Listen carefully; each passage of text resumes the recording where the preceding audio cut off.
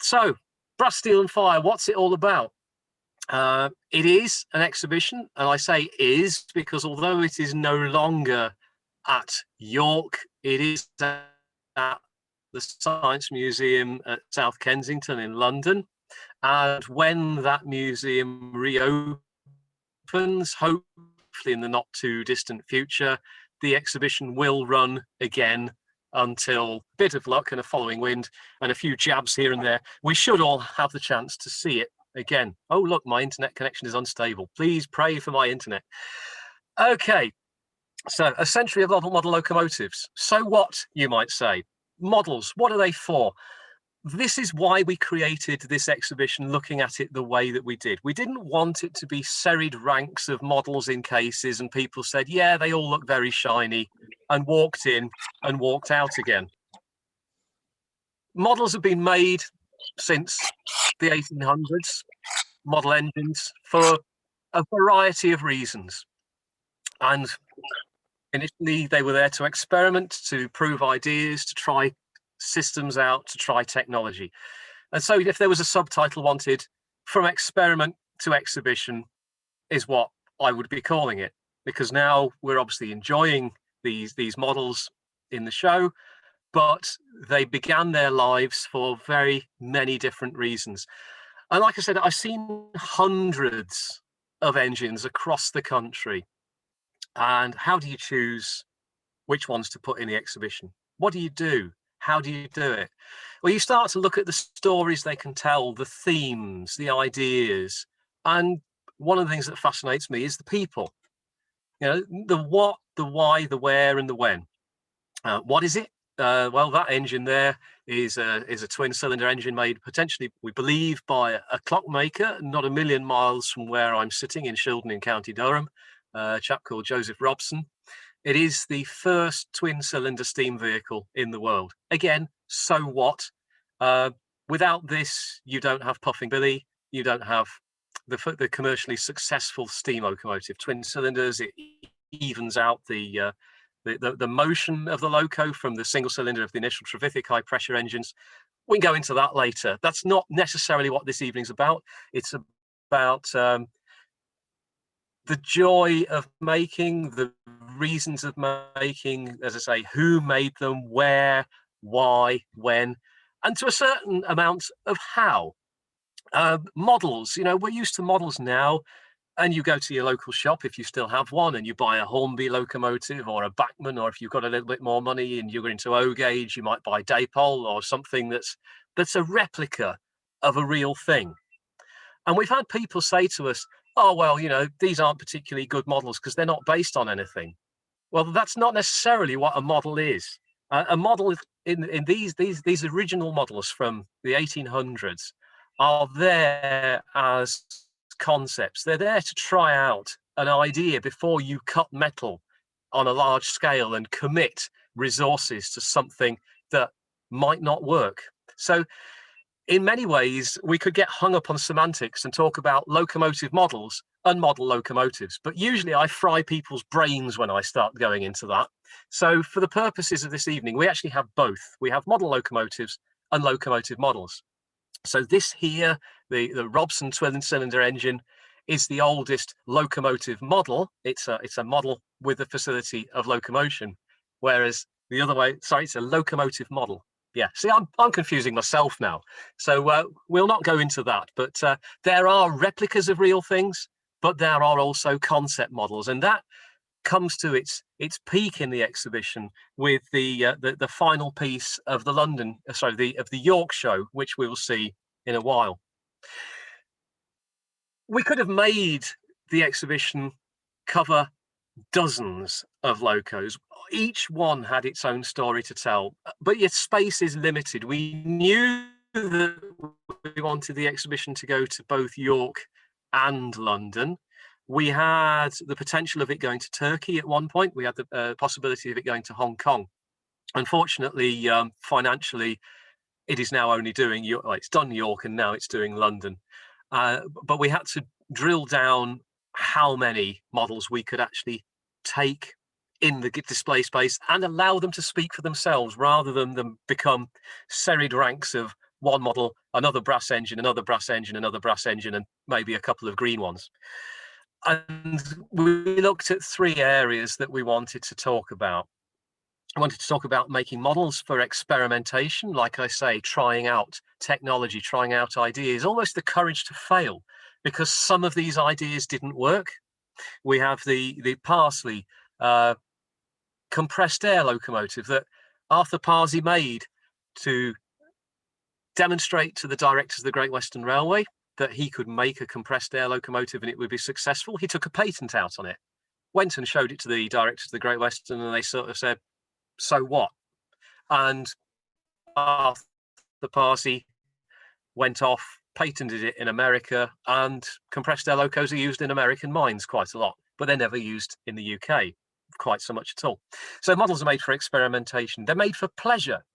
Now, that could be the pleasure of making itself, learning the skills of a model engineer and creating something beautiful. It can be the pleasure of playing with it, of steaming the thing up and running it around your garden, or it could be the pleasure of sharing it with friends. And one of the things we've come across is the idea of a steam locomotive running down a dinner table, pulling the port.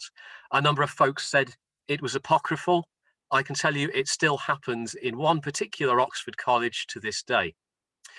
And the third strand of model making was making to sell, selling ideas, selling hardware, selling a concept across the world.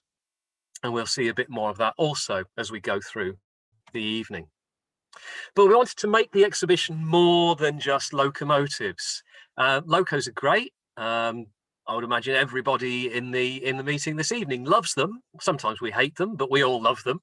And yeah, there are some beautiful pieces in the exhibition, but I wanted the exhibition to link through and have an appeal on various different levels. We wanted it to talk about the people.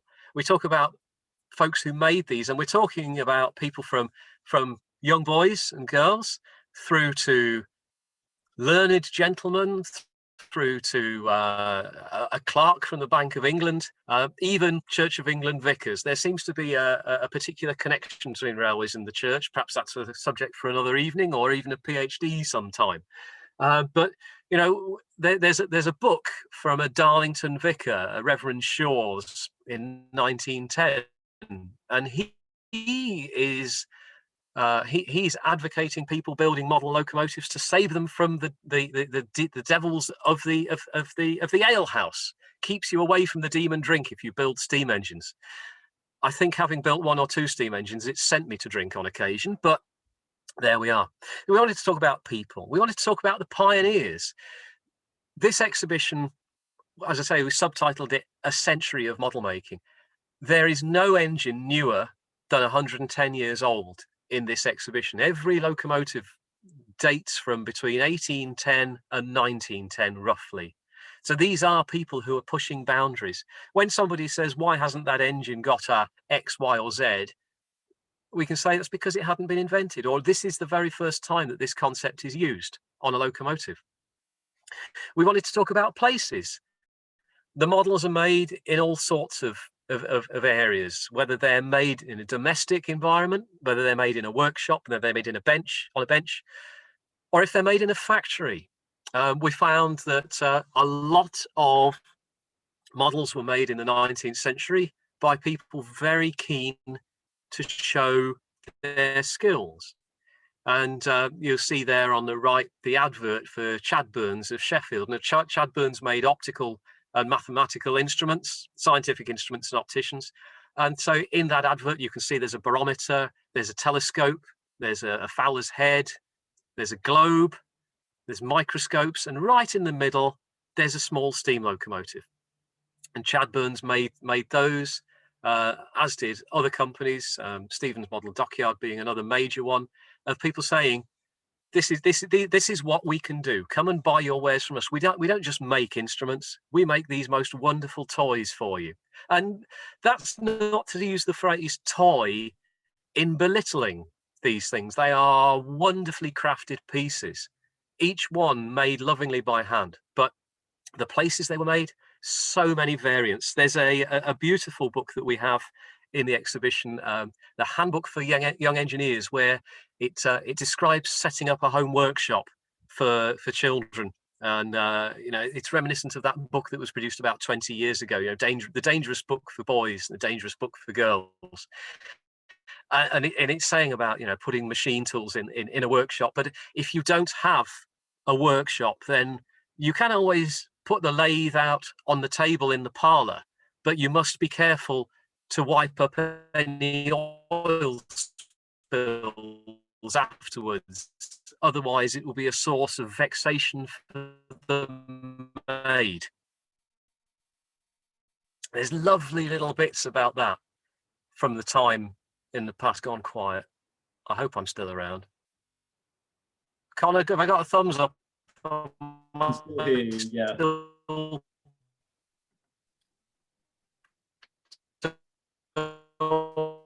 Right. That's good. That's good. Thank you.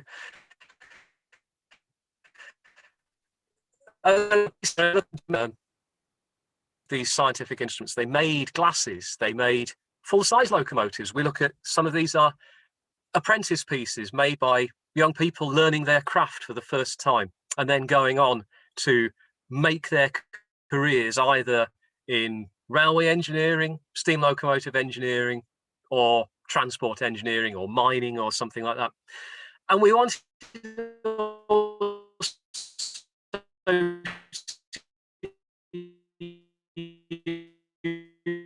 supporting objects from our collection from the Science Museum Group and elsewhere in the UK and the world. We have of the very early model engineering magazines, portraits, photographs, all sorts of things. I wanted to make it contemporary as well and talk about model making today. These where an interactive working out saws, drills, hammers, all that sort of thing that helps you look into how a model concentrate on the exhibition itself. And what better way to do it really than share some of the wonderful images from our collection of when the exhibition was photographed specifically for the purpose of recording it for the museum. So if you didn't get to see it, and you do manage to get to London to go and see it, it doesn't look quite like this because the exhibition space is different to how it is in York. It's different in London. But what we did was break down the area into different themes. One where we look at the background to model making, and model making as something of pleasure, something of joy, the different reasons why people do it, and each row or each bench of model locomotives here has a different theme, has a different purpose, and you'll see that we set it out in this area to look specifically a bit more like a workshop with benches and stools that people can pull out and sit down and study the locos themselves. You can also see in the picture that in the middle of the image there is a copper boiler and some wheel castings and some other parts of the locos. We wanted again for people to engage with what these things feel like. Obviously we can't steam up any of the models now, but these were all working models once upon a day, and a couple still are. We'll come on to that shortly. But we also wanted people to be able to engage with them, which is why I know folks don't like the idea of touchy-feely, but if a lot of us grew up with models where we could touch, we could look, we could see, but a lot of these have come from collectors and museums where, I hate to say it, they are so precious that we had to have them in cases. The cases aren't particularly intrusive, but we did have a few other bits and pieces, like I say, with the castings, so that folks can engage with the reality of a model.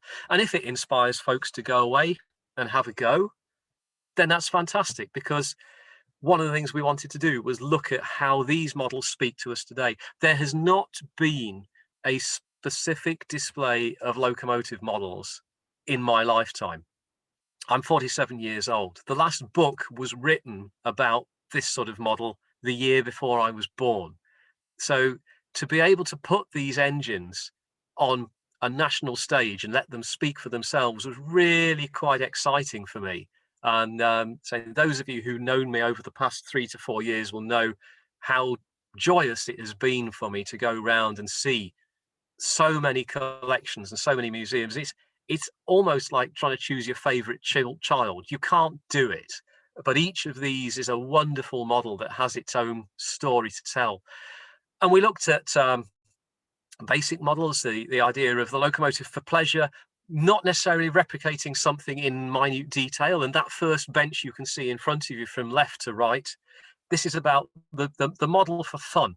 The model because it's almost a piece of folk art, something that you remember, something that you enjoy, something that gives you great pleasure in producing it. So on the left is a model of Bristol and Exeter Railway broad gauge locomotive.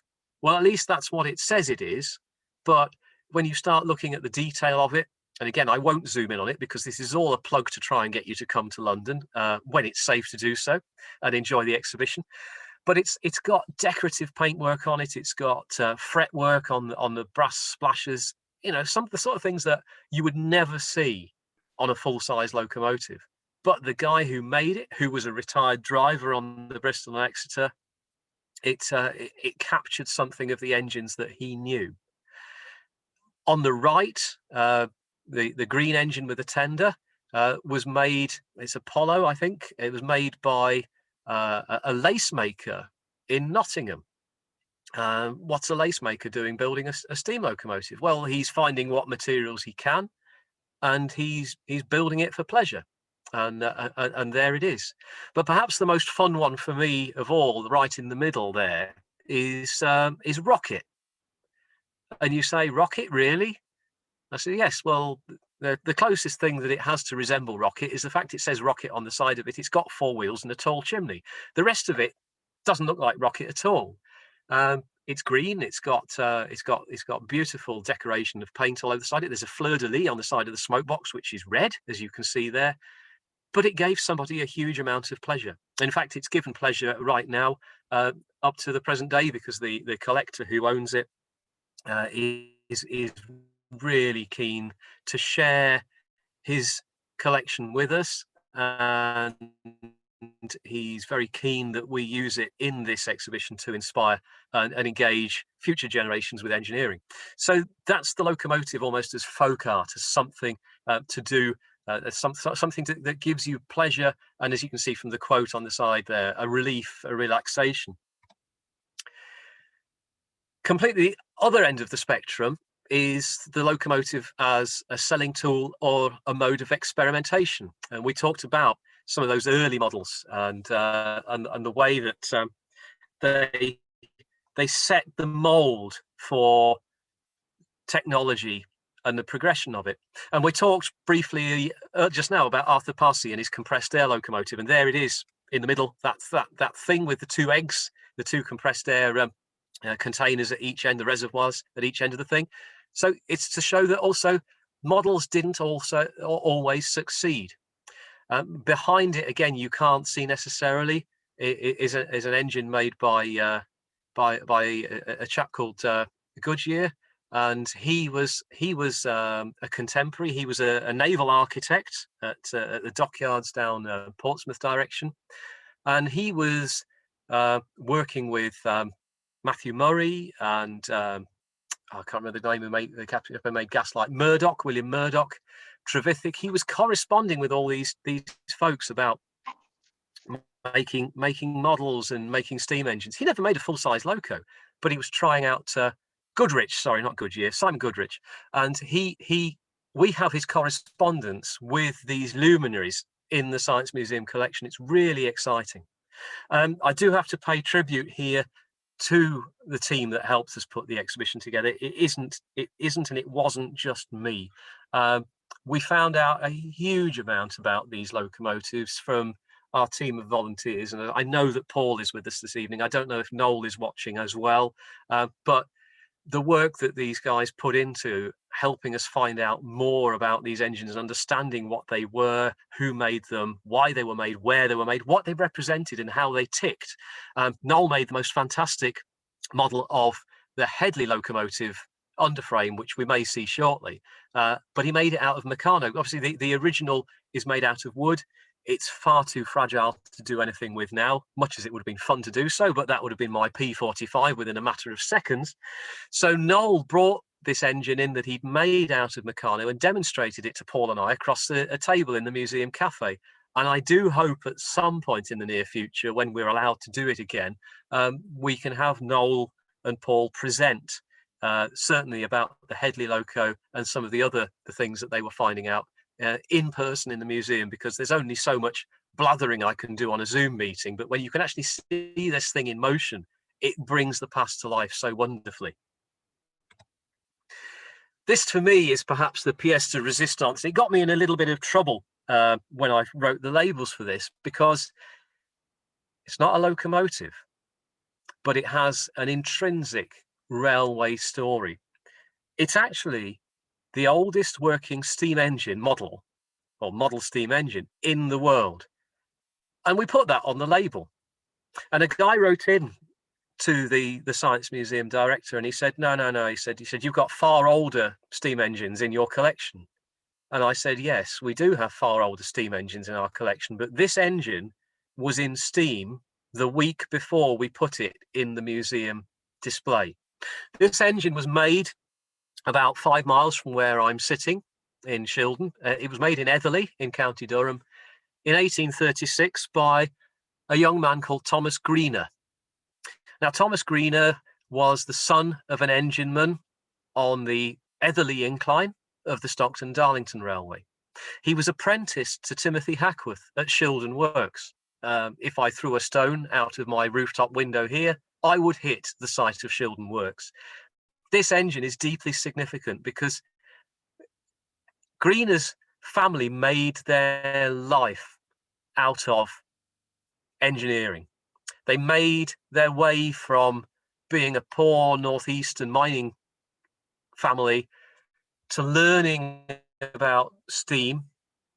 Thomas Greener, as I say, is apprenticed to Timothy Hackworth at the works and builds this model engine, similar to the winding engines that he will have seen in collieries of the northeast in County Durham, similar to the winding engine that ran on the Etherley incline, and very unfortunately killed his father when his father was oiling it one morning and got dragged into the gears. Very sad. But Thomas could see the potential, and he went on to become an engineering, well, not a pioneer, but he became an entrepreneur. He was a businessman. He was a coal merchant, a carriage builder, a very, very successful man, but he never forgot his roots, and this model stayed with him throughout his life. He unfortunately became bankrupt in the 1880s. Boom and bust hit. He pushed himself too far, got a little bit too ambitious, and reinvented himself as a railway and transport engineering consultant. And his house still stands down in I think it's Greenwich now, and he was involved with railways in that area. But the engine remained with him, and when he finally passed away or say his family ended with no relatives, the engine was passed to a neighbour, and the neighbour's son, Dr. Tom Walker, still has this engine. He had it conserved within the last couple of years, and it was filmed in steam for our exhibition. So you can see it in steam also on YouTube. I think there's film. If you search for Brass, Steel and Fire, you'll see a little clip of it running. Obviously, we couldn't run it every day, but it is the most wonderful thing made by a 16-year-old. I mean, when I was 16, I was still messing around with Mammoth engines. But this is the most beautiful thing, and it still runs. I've maybe gone on a little bit too much about it, but I do love it. Another of the most wonderful engines, and this one sadly you won't see in London. It came to York only because the collector wanted to have it back at home to enjoy, because it is so lovely. We talk about Thomas Greener just now being an apprentice and making the engines he made the engine during his apprenticeship. This is another engine made by a very famous later locomotive engineer. This was made by a chap called Edward Fletcher, who was apprenticed to Robert Stephenson and Company in Newcastle in the 1820s. It's a model of Invicta. Invicta was the locomotive that opened the Canterbury and Whitstable Railway in 1830. And we understand that Fletcher built this engine alongside the real Invicta. And Dr. Michael Bailey and his associate, Dr. Peter Davidson, who are early locomotive historians and engineers par excellence, are studying the real locomotive Invicta down in Kent at the moment, and have used this model to help them understand what Invicta looked like, because everything on that engine, the color, the lining, the green, it's contemporary. It's exactly as Invicta was, and it's a beautiful thing. Edward Fletcher goes on to take the real Invicta down to Canterbury and Whitstable, drives it on the first day of the Canterbury and Whitstable, and remains there as their locomotive engineer. By the 1870s, he has risen to become the chief mechanical engineer of the North Eastern Railway, working out of Gateshead and Darlington Works, and is building the express locomotives of their time. But it begins with him as an apprentice at Robert Stephenson's with this, and it's beautiful. Another one for selling ideas. Topsy and Paul Davis, forgive me for putting this in. This is one of everybody's favourites. Topsy was made as a joint venture between Charles Spooner of the Festiniog Railway and the works manager at Boston Lodge. And in the late 1860s, this ran on a figure-of-8 track around the garden. I think it was Bronnergarth, and no doubt Paul, you'll ring me tomorrow and tell me I've got it wrong. But it ran around the garden of Spooner, and folks could see it. In the 1860s, the Festiniog Railway was the wonder of the age for the narrow gauge. You know, railways, steam locomotives were built for the standard gauge, the Stephensonian 4 foot 8.5 inches. You didn't build narrow gauge engines. They were unstable, they were unproven, they were untried. But in the 1860s, the Festiniog pioneered with steam on the narrow gauge, followed shortly after by the Talaflin. I have to get that plug in there for my own particular narrow gauge railway, especially as I can see a very nice picture from Don Ewing of Talaflin and Dolgorch at the bottom of my screen. But Topsy is there when the trial of the double fairlies is on in Portmaddock, and there are reports of grown men on their knees watching this engine run around the garden. There are people from Russia, from Mexico, from India, from Asia, all over the world seeing the Festiniog. And within 5 to 10 years, the narrow gauge goes international. And it may be stretching it slightly to a point to say that it's down to Topsy alone, but the appeal of Topsy just shows exactly how portable the narrow gauge concept could be. And yeah, if you couldn't manage a double fairly, then a Little England 040 would do you just as well.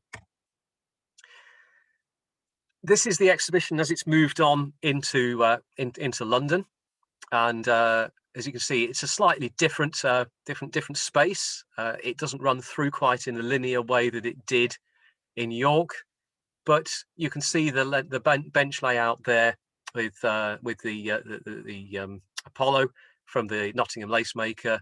Then to its left, the Greener engine and Rocket in the centre.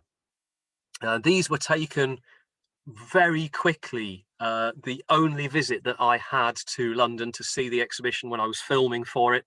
And again, if you look on YouTube for Brass, Steel and Fire, you'll see a short 4-minute film, which is better than any walkthrough that I could do for you this evening. Like I say, there's 26 models in this exhibition. I couldn't tell you about all of them. I wanted to bring out a few this evening of some of the lovely stories. So the stories of the apprentices who made them, the story of the people selling concepts, selling ideas, the people who made them for the love of making them. So, you know, with the locos made by drivers, the locos made by men who just admired what they could see on the railways of Britain. And made something that looked like it, because people weren't obsessed with having it in the right shade of green or the correct number of rivets on the cab side. They wanted something that just looked lovely and did the job and potentially sounded right as well, made that not, yeah, made a super noise. And one of the wonderful things about London is that we were able to ring the changes a little bit. We hit a few problems importing locomotive models from Turkey in time for the York exhibition to take place, but the export was managed sufficiently well that we could install them in London. The slightly ironic thing is it's possible that the exhibition may open again once those models have had to go back to Turkey. Turkey have very strict import and export laws. And although all of the models were made in the UK, there is a peculiar thing that says once cultural heritage has entered Turkey, it remains Turkish cultural heritage, no longer English. So what you see in front of you there's Thomas Greener, the portrait on the right, with the engine model in front of him.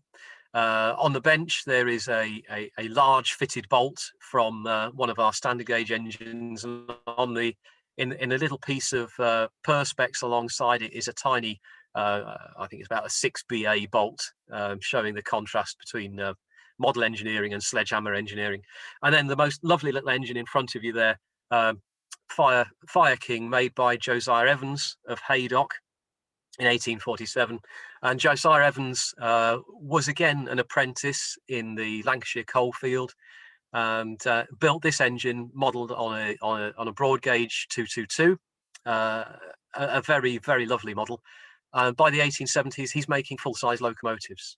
He's engaged in engineering for a major colliery complex in Lancashire, and one of the locos that he designed and built in 1874, Bellerophon, is still with us happily today, based at the Foxfield Railway in the care of a very good friend of mine, Matt Healy. There, the plug for you, Mr. Healy. And it's a beautiful thing to see, once again, telling the story of somebody at different ends of the career, from learning their craft with something small and beautiful to making a large, lumpy, heavy piece of industrial kit, but showing the same care, love, and attention in the design of it.